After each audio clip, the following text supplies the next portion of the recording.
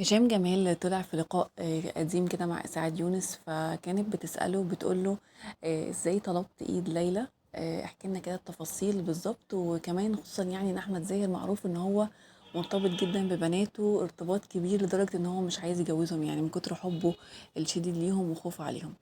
فراح قال لها احكي لك التفاصيل. قال لها انا كلمت احمد زاهر عشان خاطر اقعد معاه وكده وقابله، فلقيته بيقول لي رايح عزا معين، فلقيت نفسي نفس العزا انا كنت رايحه طبيعي، فقلت له خلاص احنا الاثنين يعني انا رايح نفس العزا ده برضو، فايه رايك نتقابل نتغدى مع بعض وبالليل نروح مع بعض العزا عشان عايزه اتكلم معاك. فراح قال له ماشي. المهم قال رحنا المكان اللي احنا يعني هنروحه، قعدنا ناكل قبل العزا، كان بالليل يعني. واحنا قاعدين في وسط الاكل وكده، فبقول له طب انا كنتش عارفه ابدا ازاي الموضوع، يعني كنت خايفه ابدا الموضوع ازاي. فلقيت بقول له كده فجأة طب وهنعمل ايه بقى في موضوع ليلى في وسط الكلام. فراح هو بص كده اللي هو ايه يعني، فكر قصده مثلا في مسلسل او حاجه داخلها معاها، فاللي هو ايه موضوع ليلى ده. فراح قال بقى بدأت بقى اتكلم معاه واحكي له تفاصيل وكده، فراح قال لي اول رد فعل منه اللي هو الكلام ده من امتى بادئ، انت تعرف ليلى ازاي، مش عارفه ايه والكلام ده كله.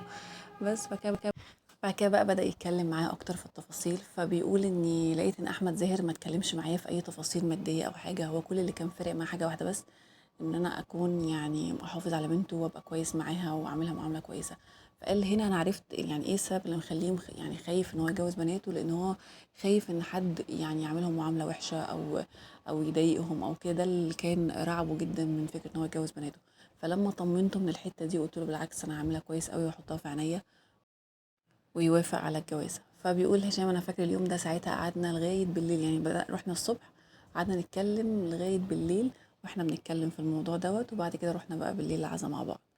فده كان القصة اللي حكاها هشام جمال على انه ازاي اتقدم لليلى، لاني فعلا بيقول احمد زاهر فعلا بيحب بناته بحب شديد جدا ومرتبط بيهم جدا جدا ما شاء الله.